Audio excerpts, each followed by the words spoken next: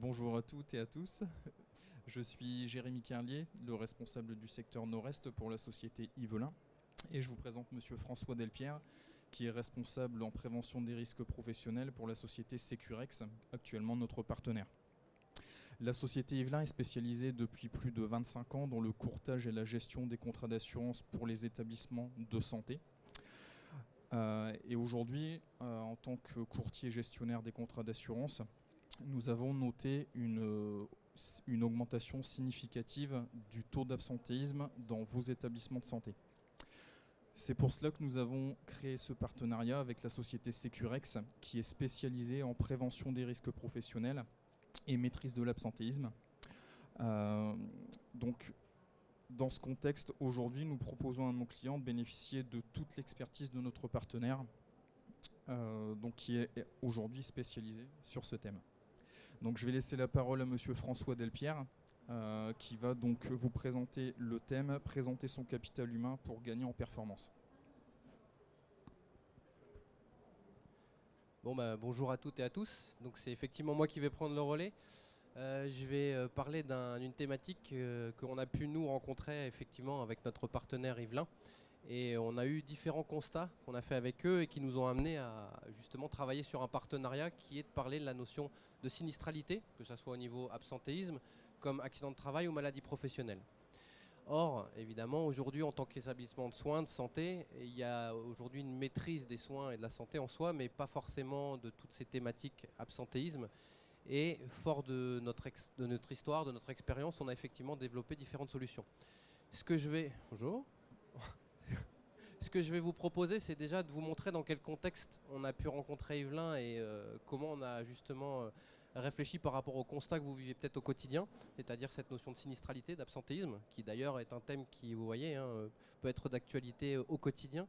En tout cas, quoi qu'il en soit, ça va être l'occasion pour vous de vous montrer dans quelle dynamique on s'est inscrit au niveau de ce partenariat. Si c'est des choses que vous vivez, on fera aussi le lien avec qu'est-ce qu'est l'absentéisme, qu'est-ce qu'est la sinistralité dans vos établissements. Et je terminerai par quelques exemples de ce qu'on a pu réaliser et faire d'ailleurs dans le cadre du partenariat. Juste pour resituer, autant Jérémy a présenté Yvelin, autant nous, je souhaitais quand même qu'on se représente au niveau de Securex. Donc ça marche pas. Je voulais rappeler que peut-être certains nous connaissent, je ne sais pas si vous savez qui nous sommes, mais Securex gère depuis maintenant plus de 40 ans tout ce qui va être maîtrise, prévention, gestion de l'absentéisme. Notamment, on a commencé par une solution que vous connaissez peut-être, c'est la contre-visite médicale. Je ne sais pas si ça parle à certaines ou certains. Sauf que vous allez le voir, aujourd'hui, il n'y a pas qu'un seul outil. On a développé bien d'autres outils et ça va être l'occasion de vous montrer un petit peu ce qu'il y a derrière cette notion de maîtrise de l'absentéisme. Plus de 40 ans qu'on fait ça, au niveau des établissements publics, au niveau des entreprises privées. En tout cas, l'occasion sera de pouvoir vous montrer comment, avec des cas concrets avec Yvelin, on a pu mettre ça en place. Par rapport au constat qu'on a pu faire, on a vu qu'aujourd'hui, il y avait des vrais enjeux pour les établissements de soins à travailler effectivement sur cette notion de sinistralité. En premier lieu, l'enjeu qu'on a pu nous constater, c'est l'enjeu humain. C'est-à-dire qu'aujourd'hui, il y a des obligations de continuité des soins, par exemple. Il y a aussi une réalité, c'est-à-dire qu'au quotidien, on a des patients, on a des collaborateurs. On a aujourd'hui effectivement une vraie légitimité à travailler sur cette notion de sinistralité, d'absentéisme. Déjà, je vais volontairement utiliser absentéisme plutôt que sinistralité, puisque absentéisme, vous allez voir, couvre pour moi la maladie ordinaire en tant que telle, mais pas que, tout ce qui est accident de travail et maladie professionnelle, qui sont aujourd'hui effectivement les trois causes principales qu'on peut rencontrer dans les différents établissements, qui va générer effectivement une sinistralité et surtout, et c'est ce qui nous amène à venir vous voir aujourd'hui, et c'est le constat qu'on a fait avec Yvelin, une augmentation aussi des cotisations, de vos cotisations. C'est-à-dire qu'aujourd'hui, au niveau des assurances, plus vous avez cette notion de sinistralité qui est en lien avec l'absentéisme, plus, et ça vous le savez, c'est généralement pas très sympathique, mais plus on a une majoration. Or, le constat que nous on a pu faire, c'est qu'au-delà de la continuité de soins, au-delà de faire en sorte que les patients aient une qualité de soins, que nos collaborateurs puissent eux aussi être présents au quotidien, on a surtout vu qu'économiquement parlant, pour vous, ça devenait stratégique. Et étant donné qu'Yvelin gère les relations avec les assurances, c'est souvent eux qui viennent apporter les bonnes nouvelles de majoration. Sauf qu'apporter une nouvelle de majoration, on va être plutôt dans le constat à l'instant T. Ce qui va être intéressant, c'est plutôt de vous apporter un raisonnement des solutions qui vont être le plus en amont possible, pour éviter que Jérémy, par exemple, ou Nicolas ici présent, viennent voir les établissements qu'ils gèrent et leur dire, voilà, l'assurance a décidé de mettre une majoration. Le but, ça va être donc de travailler le plus en amont possible. Et ça a été la réflexion qu'on a menée avec Yvelin, c'est de se dire comment aujourd'hui on peut vous apporter des solutions qui vont éviter cette majoration, voire même éviter d'avoir de la sinistralité. Alors, soyez déjà sûr que l'absentéisme zéro n'existe pas. La sinistralité zéro est toujours compliquée à avoir. Par contre, il y a des leviers qui vont être intéressants à justement actionner pour pouvoir éviter d'avoir cette notion de majoration, cette notion de sinistralité. Nous, on a plusieurs leviers qui nous amènent à vous voir aujourd'hui et qui, je pense, sont des leviers que vous devez peut-être tous rencontrer. En tout cas, toute ressemblance avec des cas que vous vivez, mais j'espère que pas dû au hasard. C'est des leviers qu'on rencontre maintenant depuis plus de 40 ans au niveau des établissements de santé et des établissements de soins qui nous permettent de vous dire qu'aujourd'hui, il y a 5 thématiques qu'il faudra que vous alliez chercher par rapport à la sinistralité, l'absentéisme que vous rencontrez. Quels sont ces thèmes ? Eh ben, je vais vous les montrer tout de suite. C'est effectivement déjà en premier lieu ce que j'appelais la maladie ordinaire. Et là, on parle concrètement de l'absence au quotidien, de l'absentéisme, ce fameux arrêt maladie. Je ne sais pas si parmi vous, il y en a qui sont concernés par un taux d'absentéisme qui aujourd'hui peut être conséquent dans les établissements. Mais on voit de plus en plus, effectivement, au niveau des établissements publics et plus encore de soins, une augmentation des taux d'absentéisme, tout comme d'ailleurs des taux d'accident de travail, mais j'y viendrai après. Sauf que pour nous, la maladie ordinaire aujourd'hui doit être travaillée en fonction des cas de figure que vous rencontrez. Est-ce que parmi nous, on a déjà des personnes qui ont travaillé sur cette notion d'absentéisme en entreprise ? Est-ce que vous, au niveau des établissements, vous avez déjà fait une analyse précise de quel est votre absentéisme, quels sont aujourd'hui les leviers que vous pouviez travailler ? Non ? C'est une bonne nouvelle, on va le faire ensemble alors. C'est déjà d'analyser aujourd'hui sur la notion de maladie ordinaire qui vous avez et qui vous rencontrez.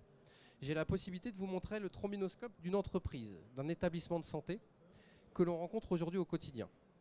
Si vous vous y retrouvez, ce n'est pas surprenant puisque aujourd'hui on a la possibilité, grâce à notre benchmark, à vous montrer que tout établissement de santé et tous ceux qu'on côtoie vont effectivement répondre à ces différents critères. Vous avez toujours 3 typologies de personnes au sein de votre entreprise. Et donc vous allez voir 3 typologies d'absents, qui sont effectivement un des leviers qu'il faudra travailler. Vous avez un premier type d'absent qui est ici représenté par les 5%. Ces 5%, hormis les pathologies sérieuses, c'est-à-dire que là je vais mettre de côté les pathologies lourdes, donc ça fait à peu près 1%, mais vous avez toujours dans les entreprises 4% de personnes que nous appellerons les professionnels de l'absentéisme. Peut-être que ça vous parle, mais c'est des gens qui aujourd'hui vont avoir une vraie maîtrise, une vraie connaissance de votre convention, de vos accords, de aujourd'hui comment fonctionne le système au niveau des absences maladie, des arrêts maladie. C'est des personnes qui aujourd'hui ont une telle connaissance de l'absentéisme qu'ils ont surtout aujourd'hui la capacité de pouvoir cumuler différents médecins, puisqu'ils font du nomadisme médical. C'est des gens qui vont avoir la possibilité aussi de cumuler entre arrêt maladie, entre accident de travail, qui vont jongler aussi des fois avec la déclaration de maladie professionnelle. Bref, c'est des gens qui au quotidien, généralement, sont peu là, voire même rarement là.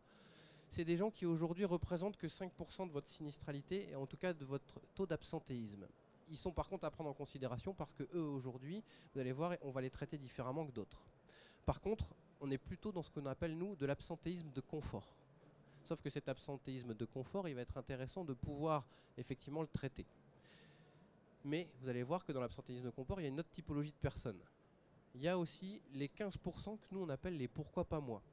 Ça, c'est des personnes qui, comme vous et moi, ont aujourd'hui des aléas du direct. Ça peut être la gamine qui est malade, ça peut être par exemple le chauffe-eau qui a claqué. Bref, en tout cas, c'est des personnes qui, à un moment donné, parce que on a aujourd'hui des professionnels qui s'absentent et qui justement montrent qu'on peut le faire, tentent.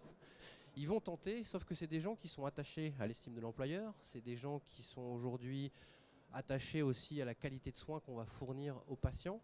C'est des gens qui, par contre, à l'inverse des autres, sont facilement récupérables. C'est des gens qui aujourd'hui, si vous mettez en place une communication sur le fait que vous mettez des règles, des consignes, que vous remettez en place des outils qui vont revenir effectivement et qui vont revenir dans la notion de présentéisme.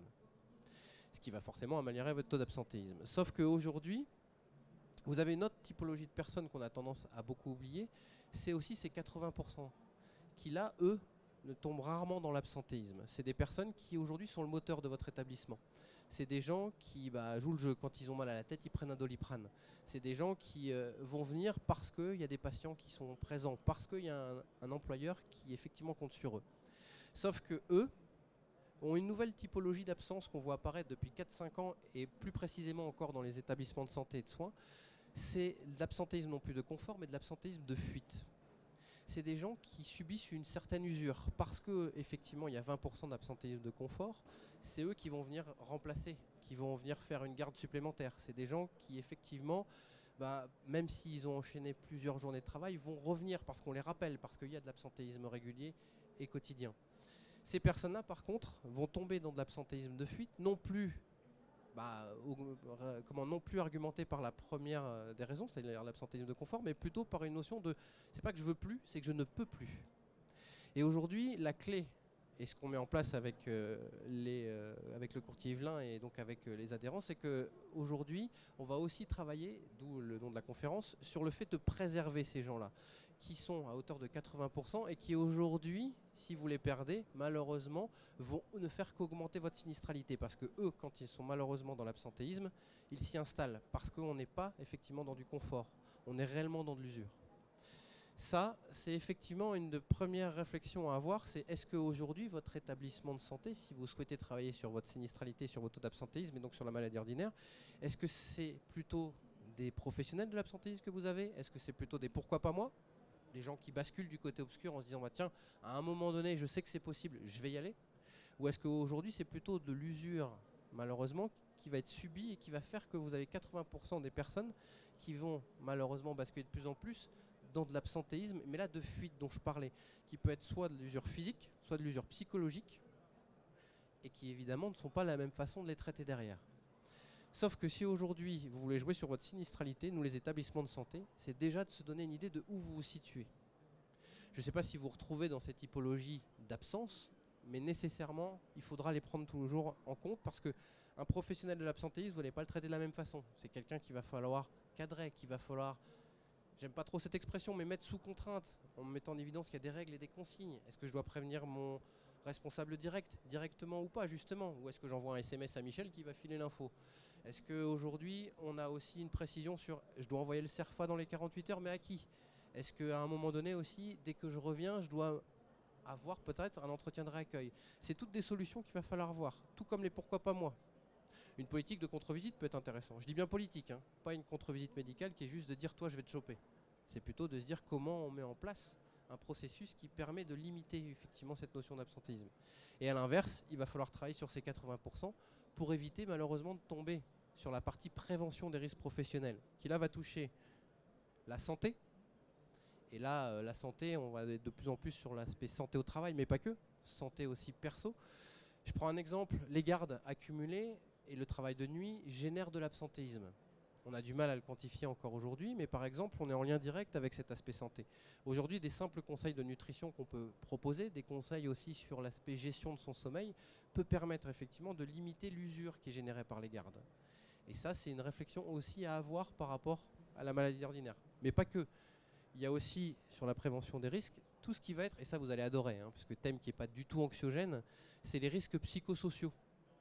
Or, je ne sais pas si vous le savez, mais les études réalisées sur les risques psychosociaux ont concerné tout d'abord les établissements de santé et de soins, puisque aujourd'hui, nous sommes ceux qui sommes les plus concernés au niveau des facteurs de risque psychosociaux, que ce soit par rapport au fait qu'aujourd'hui, on est en contact direct avec des usagers, que les rythmes sont assez conséquents, qu'en même temps, on a aussi des fois des turnovers qui sont assez importants en fonction des établissements et qu'effectivement, aujourd'hui, les risques psychosociaux doivent être pris en considération.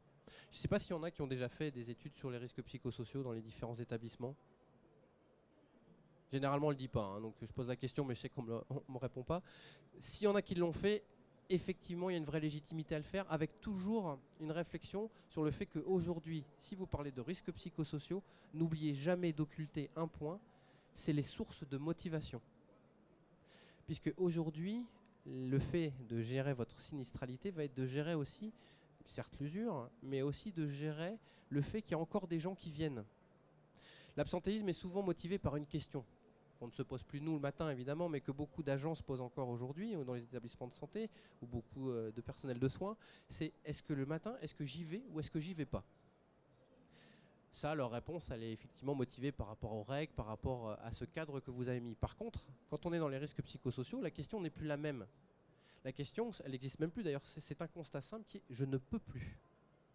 La vraie question est donc de se dire qu'est-ce qui fait qu'aujourd'hui ils ne peuvent plus alors qu'avant ils pouvaient encore. Et c'est là où cette notion de source de motivation elle va être importante. Source de motivation sur lesquelles il va falloir travailler aussi. On a trop vu de cas de figure où on a travaillé sur les risques psychosociaux en malheureusement focalisant sur ce qui ne va pas et en oubliant ce qui va. Et qu'est-ce qui va? C'est en gros quelles sont les sources de motivation, quelles sont aujourd'hui la notion de capacité de travail, en tout cas quelles sont les conditions qu'on propose pour que les gens aient un vrai ressenti, que quand ils vont venir aujourd'hui, ils ressortiront certes en étant travaillés, mais en n'ayant effectivement pas été cassés ou qu'il y ait une usure qui soit plus limitée.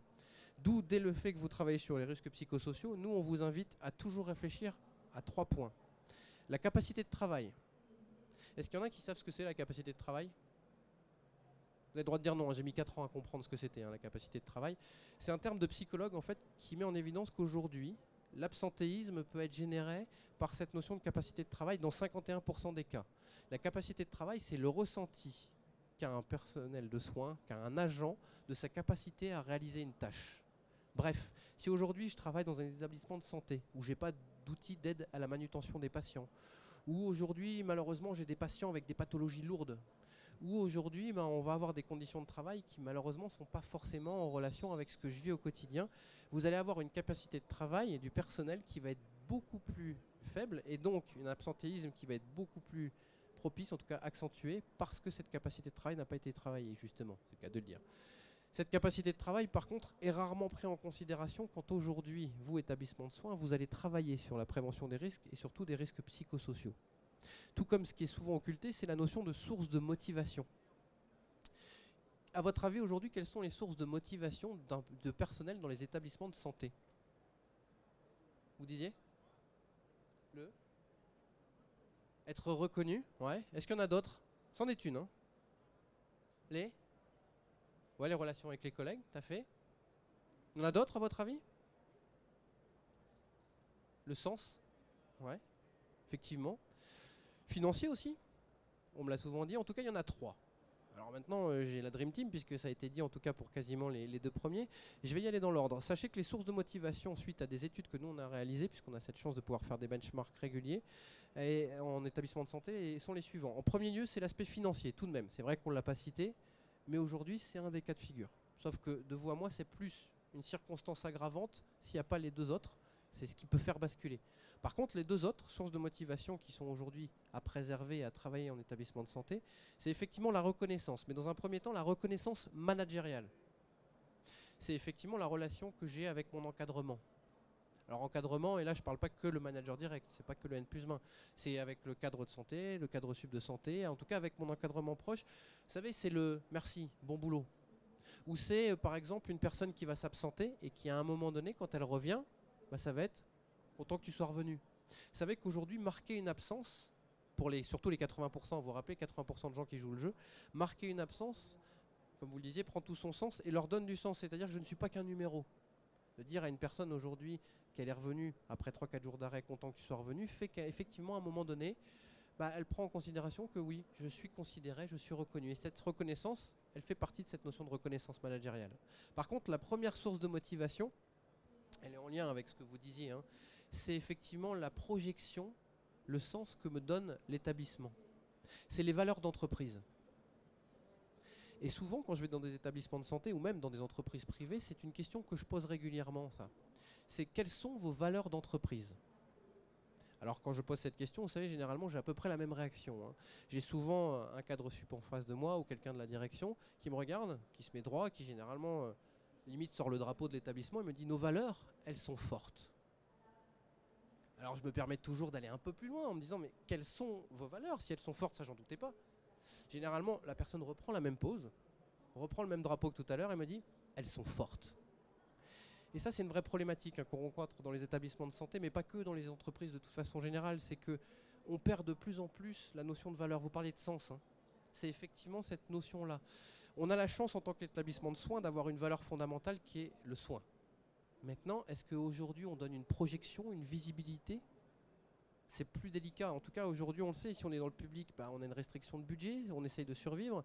Si on est dans le privé, c'est pareil, il y a une notion de rentabilité qui s'installe de plus en plus, ce qui est quand même assez paradoxal, surtout par rapport à nos métiers de base qui sont le soin. Mais aujourd'hui, c'est effectivement une des sources de motivation qu'il va falloir continuer à travailler, c'est cette notion de projection, de visibilité, cette notion de valeur qu'on va associer. On voit beaucoup d'absentéisme aujourd'hui et de sinistralité, parce que les maladies professionnelles, en tout cas les gens qui demandent des déclarations de maladies professionnelles ou qui malheureusement ont un accident de travail, sont aussi en relation avec cette notion de capacité de travail et de source de motivation. Parce que aujourd'hui, une absence peut être générée par effectivement ces points-là, mais pas que. Une maladie professionnelle peut être déclarée plus facilement, voire même il y a des fois des bons filons qui sont connus, puisqu'aujourd'hui de toute façon je ne me projette pas dans l'entreprise, je vais essayer de travailler sous l'aspect maladie professionnelle par exemple. Ou malheureusement parce que j'ai la tête ailleurs, j'ai cette notion d'accident de travail qui est plus potentielle. Là vous êtes effectivement dans la prévention de cette sinistralité, qui fait que on vous aurez la main de plus en plus sur cette notion de cotisation. J'en ai oublié un parce que c'est un qui n'est pas forcément très sympathique, mais qui est toujours un point quand même à vérifier, c'est la notion de harcèlement. Le harcèlement est aussi une clé pour gérer votre notion de cotisation, puisque forcément ça va être en lien avec vos sinistralités. Mais vigilance, par expérience, pour travailler avec énormément d'établissements de santé, je peux constater que le harcèlement est rarement ascendant et rarement descendant, parce que vous avez le harcèlement descendant qui est le manager qui harcèle son équipe. Ça c'est le plus connu, c'est d'ailleurs un des plus médiatisés. Or il n'est pas si présent que ça. Il y a le harcèlement aussi ascendant, ça peut vous surprendre, mais vous avez aussi des équipes qui harcèlent les managers. Ça existe. Par contre, celui qui est le plus fréquent dans les établissements de santé, c'est le harcèlement transverse. C'est entre collègues. C'est effectivement, je pense à un EHPAD avec lequel on a travaillé récemment, on avait une équipe qui était en place depuis plus de 20 ans, qui bossait ensemble et qui, dès qu'il y avait un nouvel arrivant, le bisutait pendant plus de 2 à 3 mois. Donc à force effectivement d'avoir du papier toilette qui entourait son casier pendant 2 à 3 mois, on a un taux de turnover qui est plus conséquent. On a aussi une potentialité de harcèlement. Ce qui fait que là, je voulais schématiser, en termes de sinistralité, il y a une maîtrise qui est somme toute très limitée. Or, ça fait partie des leviers à travailler. Vous parlez des relations avec les collègues, ça en fait partie aussi, pour le coup. Voire même, c'est ce qui est le plus générateur d'absentéisme quand on parle de harcèlement aujourd'hui. Ce sont les points effectivement en lien avec les risques psychosociaux. Or, je vous ai dit, si vous voulez avoir une gestion de la sinistralité, il faut aussi voir d'autres points. Des points qui sont par exemple les conditions de travail. Là, on est plutôt sur l'aspect ergonomie. Est-ce qu'aujourd'hui, effectivement, on a pris en considération les manutentions que doivent réaliser notre personnel de soins au quotidien? Est-ce que, voire même, on a mis aujourd'hui des outils d'aide à la manutention, par exemple? Est-ce qu'on a aussi pris en considération les différents cas de figure de restrictions médicales? Aujourd'hui, on voit de plus en plus de restrictions médicales dans les établissements de santé où on nous dit, par exemple, plus de possibilité de porter au-delà de 5 kilos. Je vous laisse imaginer que dans le quotidien, on va avoir des vraies problématiques. Qu'est-ce qu'on fait? Comment on les reclasse? Est-ce qu'on a une visibilité donc des postes qui ergonomiquement s'y prête? Si effectivement vous mettez une personne qui malheureusement a une restriction médicale dans une situation où ça ne fait qu'augmenter sa restriction médicale, pareil, comment maîtriser sa sinistralité? C'est effectivement des clés, des réflexions à avoir. Il y en a 5, je l'ai dit. Il y a la maladie ordinaire à gérer, en fonction de qui aussi vous avez en face de vous. Vous avez la notion de santé au travail. De plus en plus, il va falloir être vigilant, voire même aller aussi empiéter sur l'aspect perso et leur donner des conseils sur ces aspects-là. Il y a l'aspect, on vient de le dire, risques psychosociaux, conditions de travail. J'en ai oublié un qui est l'aspect sécurité aussi, qui est là plus en relation avec l'analyse des risques globale. Je pense au document unique. Je ne sais pas si ça vous parle, le document unique. Un magnifique document que j'associe souvent à la licorne. Vous savez comme moi que généralement on sait que ça existe, c'est une légende. Mais où est-il et qui l'a géré? Or, c'est le document clé qui aujourd'hui va vous permettre déjà de vous prémunir de vos obligations légales, puisque c'est une obligation légale, mais en plus qui va vous permettre de vous prémunir aussi des risques qu'il y a au sein des établissements, puisque cette analyse de base vous permet de savoir, en fonction des postes, où se situent les risques. C'est ces réflexions qui nous ont animés et qui a fait qu'effectivement on a travaillé avec Yvelin, puisqu'on a énormément d'établissements de santé qui aujourd'hui, donc comme je le disais, se voient majorés au niveau de leur cotisation. Pourquoi ? Parce que taux d'absentéisme qui s'enflamme, taux de sinistralité, accident du travail, maladie professionnelle qui s'enflamme, et une vraie difficulté de se dire, tiens, comment on va la maîtriser? La plupart du temps, vous êtes plein de bonnes idées, voire même quand on arrive, vous avez déjà commencé depuis bien longtemps à travailler sur certains points. Mais est-ce qu'aujourd'hui, cette démarche est globale? Parce que l'approche, elle est là. Elle est de se dire que si aujourd'hui, vous occultez un de ces points, vous avez un degré de maîtrise qui est somme toute limité. A l'inverse, si vous prenez en considération les 5, là vous avez un vrai plan d'action qui tient la route. D'ailleurs, étonnamment, en tout cas ce qui surprend généralement, c'est l'aspect implication, l'aspect appropriation, l'aspect fédérateur que peut avoir ce genre de plan d'action.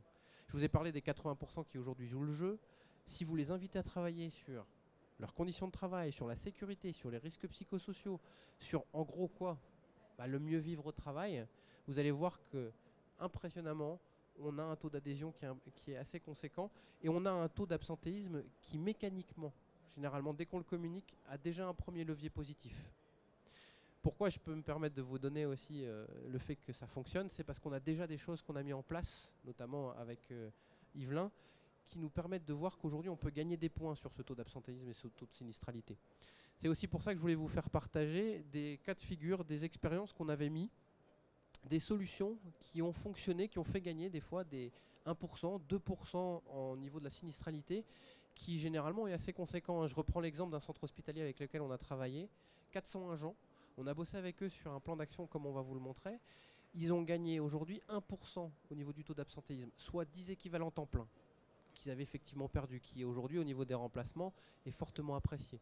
Et en plus, ça a un effet plus que positif puisque les personnes qui eux sont présentes voient qu'il y a des choses de faites, voient des équivalents temps plein qui reviennent et qui du coup peuvent permettre des remplacements plus simples.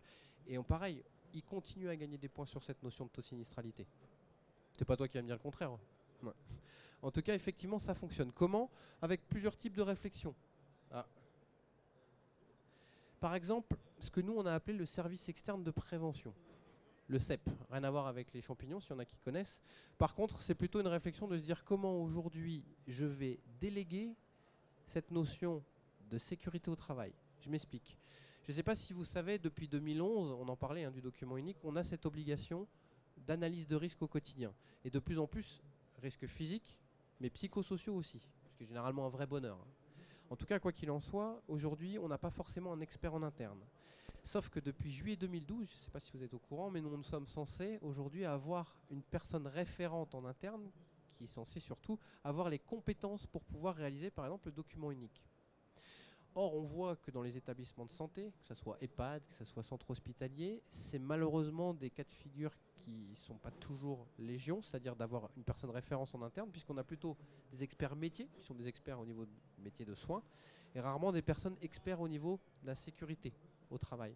Or, nous, on a par exemple mis en place des packages clés en main qui oscillent entre, allez, pour vous donner une fourchette, 3 500, 6 000 euros, qui permet aujourd'hui de déléguer l'intégralité de la gestion de votre document unique. Mais surtout de pouvoir vous permettre de mettre les warnings sur les fonctions, sur les postes, sur les situations qui posent problématique et qui justement aujourd'hui recouvrent votre sinistralité.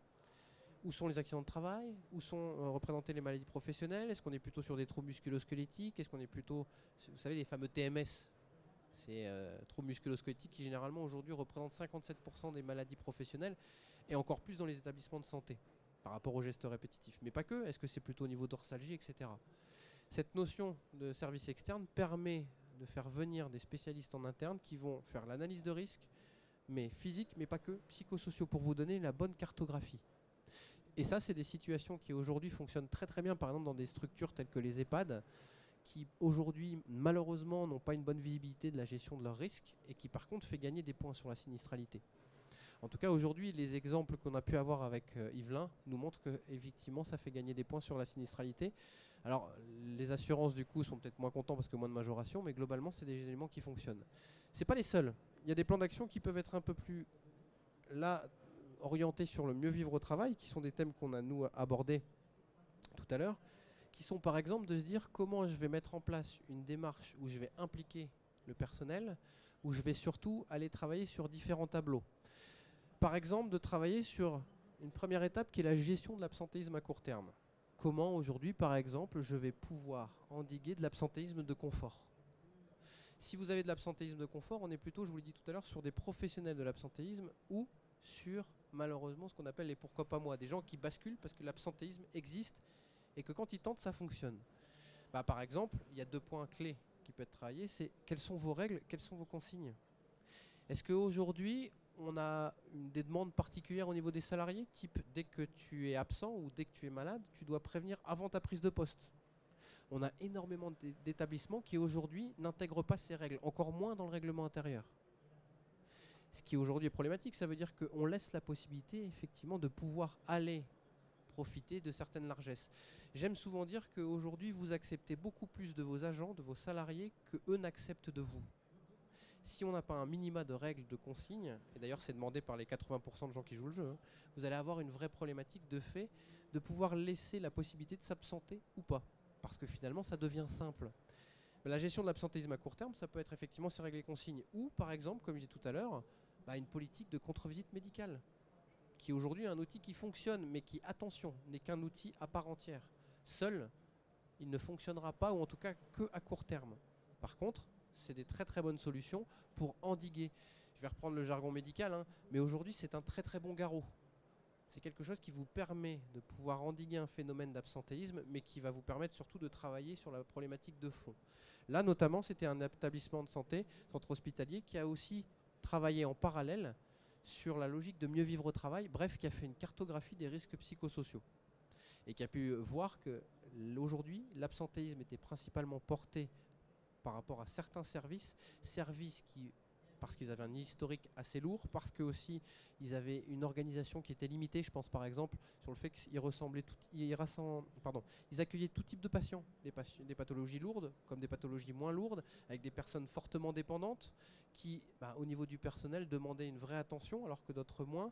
Cette gestion n'avait pas été faite sur le moyen et long terme, et ils se retrouvaient par rapport au taux d'absentéisme, avec un taux d'absentéisme très conséquent, mais aussi beaucoup d'absentéisme de longue durée, qui était là plutôt symptomatique d'usure psychologique et physique. Suite à cette cartographie, ils ont effectivement vu que tous les services n'étaient pas concernés, ils ont travaillé sur ceux qui étaient concernés. Ils ont donc pu limiter non seulement la sinistralité au niveau du taux d'absentéisme, mais ils ont aussi limité le nombre d'accidents du travail, parce qu'aujourd'hui, les situations de mal-être sont déclarées via les accidents du travail, puisque ce ne sont pas des maladies professionnelles reconnues. Donc le seul levier qu'a le personnel aujourd'hui, c'est de passer par l'accident de travail.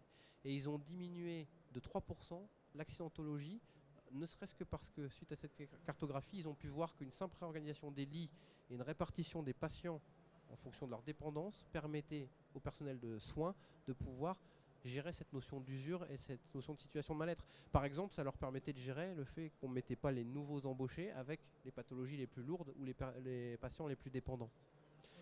Cette cartographie a permis aussi d'aller voir les managers à la fin en leur disant aujourd'hui, eux aussi, en tout cas vous aussi manager, vous avez un levier sur l'absentéisme au quotidien de vos équipes.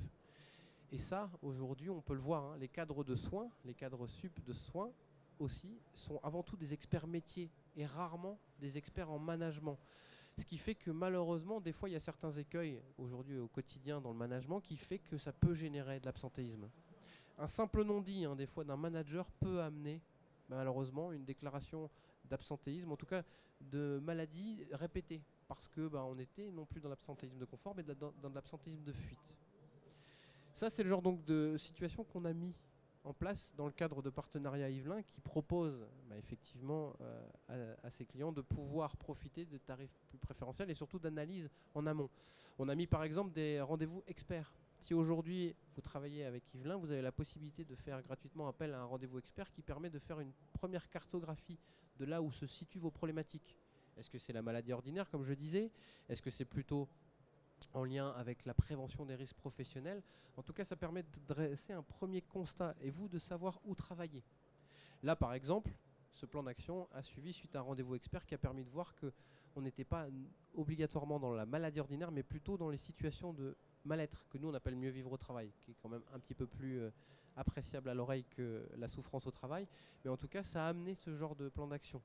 Tout comme on a aussi amené des plans d'action qui étaient là beaucoup plus orientés sur l'absentéisme et qui amènent déjà à donner non plus une cartographie des risques psychosociaux, mais plutôt une visibilité de quels sont vos indicateurs clés, comment vous les gérez, quelles sont déjà les choses en place pour gérer l'absentéisme, pour ne pas faire doublon ou pour donner des solutions qui seraient déjà existantes.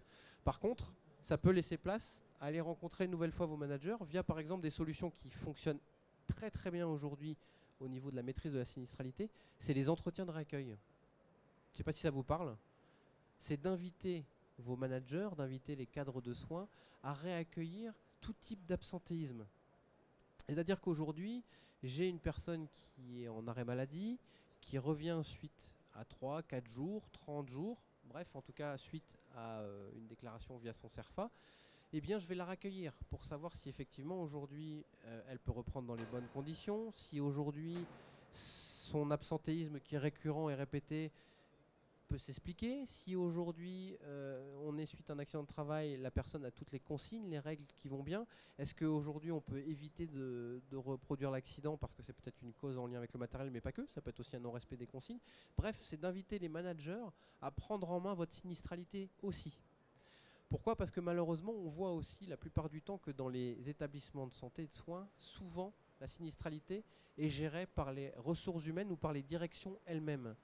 Or, de vous à moi, on n'est pas forcément les plus à même, aujourd'hui, quand on est au RH ou quand on est dans la direction d'un établissement de soins, de prendre le temps de gérer cette notion de sinistralité, d'accidentologie ou d'absentéisme. Donc, de fait, il y a aussi de se dire, il ne faut pas qu'on soit le seul, il faut que nos managers, il faut que les encadrants des établissements prennent aussi à bras le corps le sujet. Et c'est donc d'inviter vos managers à réaccueillir certes, mais aussi à s'emparer d'indicateurs clés. Est-ce qu'aujourd'hui vous pilotez des indicateurs tels que le taux d'absentéisme avec eux ? Peut-être, peut-être pas. Si pas, évidemment, c'est un sujet qui, mis à part le fait de remplacer un personnel le matin pour le jour même, bah effectivement, ne vont pas être concernés par ce sujet. Est-ce qu'ils ont une bonne visibilité de ce qu'est réellement l'absentéisme ? Nous, on a constaté qu'aujourd'hui, malheureusement, beaucoup de managers sont la source même de l'absentéisme. Pourquoi ? Pas parce qu'ils le souhaitent, pas parce que des fois, malheureusement, un non-dit, une non prise en considération d'une problématique au niveau du personnel fait qu'on va basculer dans de l'absentéisme ou de la sinistralité. Or, eux déjà sont à l'origine, mais en plus vont avoir du mal à le gérer. Il faut aussi les professionnaliser sur le sujet. En tout cas, c'est des sujets qui nous permet avec Yvelin d'être traités assez régulièrement et surtout de faire gagner des points au niveau de la majoration potentielle, parce qu'il y a aussi de redonner confiance à nos managers sur le fait qu'ils peuvent être acteurs sur le sujet. Voire même, on est fédérateur, puisqu'on leur montre qu'aujourd'hui, il y a un avantage humain, il y a un avantage économique. Alors je parle des majorations, mais de toute façon, vous avez un avantage économique à travailler sur ces sujets, puisque aujourd'hui, c'est 2,5 à 3 fois le salaire d'un personnel absent, parce qu'il faut gérer le remplacement, il faut effectivement payer le salaire, est-ce qu'il y a des jours de carence ou pas. Si c'est un accident de travail, aujourd'hui il y a des cotisations soit à payer à la CARSAT, soit aux assurances, soit quand on est auto-assureur à supporter à 100%. En tout cas, il y a des vrais enjeux qui aujourd'hui amènent à pouvoir travailler sur ces thèmes. Nous, on avait vraiment envie de vous le présenter parce qu'on sait qu'aujourd'hui, beaucoup d'établissements de santé se sentent un peu démunis face à ces majorations. On est plutôt dans le fait de subir, c'est-à-dire que la bonne nouvelle est apportée, avec le sourire en général, c'est l'avantage, mais en tout cas, la bonne nouvelle, c'est qu'on se fait majorer. Ce qui est moins une bonne nouvelle, c'est que si on ne réagit pas, ou si on n'est pas en amont, bah, la prochaine visite risque d'être une nouvelle majoration. Or, démunis de plan d'action, ou en tout cas démunis parce que pas forcément le temps, ou pas forcément de connaissances, on voit souvent des directions de sites abandonnés, ou même des services RH abandonnés. Or, il y a des solutions. La plupart du temps, il y a même déjà des solutions en place. C'est juste un plan d'action sur lequel il faut centraliser, redonner de la cohérence, le communiquer. Et à chaque fois qu'on a pu mettre ça en place, on a un vrai sujet d'entreprise qui redonne du sens et qui aujourd'hui vous permet surtout, parce que les leviers sont là, de jouer sur votre sinistralité et surtout de la prévenir et de l'anticiper. Et donc de fait d'avoir une dynamique aussi qui se veut louable vis-à-vis de votre personnel. En tout cas, c'était des expériences qu'on voulait vous faire partager parce que c'est une initiative d'Yvelin qui est aujourd'hui, par rapport au retour des différents clients suite à ces majorations, avait des difficultés à pouvoir leur proposer des solutions, en tout cas à dire autre chose que la majoration. Et aujourd'hui, on a la chance de pouvoir avoir déjà des expériences qui nous montrent que ça fonctionne, qu'il y a une vraie légitimité à aller sur ce terrain-là. J'espère que j'ai été synthétique, mais surtout précis, que j'ai été clair. Surtout que je sais que, comme vous, c'est la digestion, c'est pas toujours le meilleur moment. En tout cas, quoi qu'il en soit, si vous avez des questions, je suis à votre écoute. Ouais.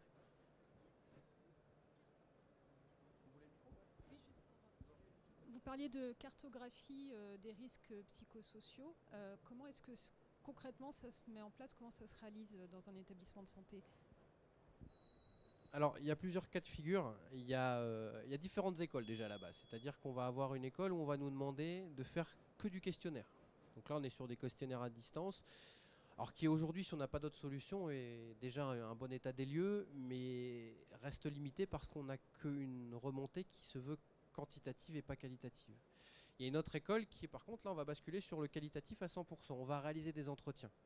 Si aujourd'hui on est stricto facto sur les dogmes des psychologues du travail, il faudrait voir 10%, voire beaucoup plus en fait, du personnel, ce qui pour un établissement de santé qui serait aux alentours de déjà 200-300 agents devient compliqué parce qu'après on a une continuité de soins qui doit se faire.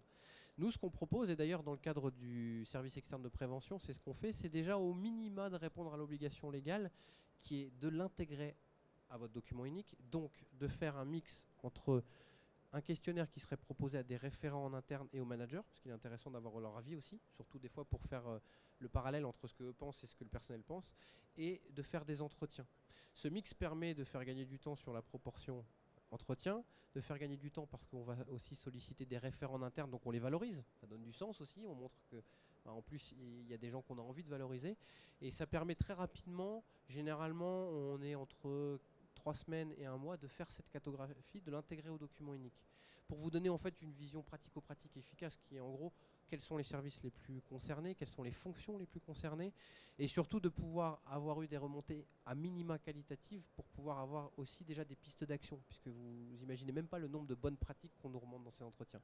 Donc nous, plutôt que d'avoir choisi une école ou l'autre, on fait un mix des deux qui généralement fonctionne très bien, qui en termes de niveau d'exigence, si on n'a jamais travaillé sur les risques psychosociaux, est déjà une bonne base, puisqu'en plus vous répondez à l'obligation légale de l'intégrer dans le document unique. Après, nous on a des cas de figure où là on a joué le jeu du qualitatif à 100% et effectivement on a couvert plus de 10% du personnel, ce qui amène en termes de logistique mais de budget aussi forcément une approche un peu différente. Par contre, comme je vous disais déjà sur une approche, si vous êtes entre 3 et 5 unités de travail, puisque vous savez aujourd'hui le document unique fonctionne par unité de travail, vous êtes sur des budgets qui oscillent entre 3 000 et 6 000 euros. On a déjà une belle approche, une belle cartographie dans ces cas-là. Ce qui aujourd'hui est un peu le nerf de la guerre aussi, la notion de budget. Est-ce qu'il y avait des autres questions, remarques, suggestions, échanges de bonnes pratiques aussi, hein, puisque peut-être qu'il y en a qui travaillent déjà sur cette notion d'absentéisme ou de sinistralité à TMP depuis pas mal de temps.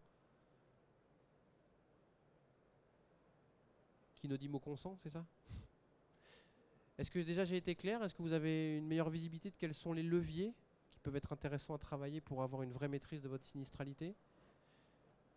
Si oui, tant mieux. Si non, mais que vous préférez attendre d'avoir un peu plus de temps, il y a toujours effectivement le stand Yvelin qui est à votre disposition, où il y aura Jérémy, Nicolas et moi-même qui seront à votre écoute si besoin.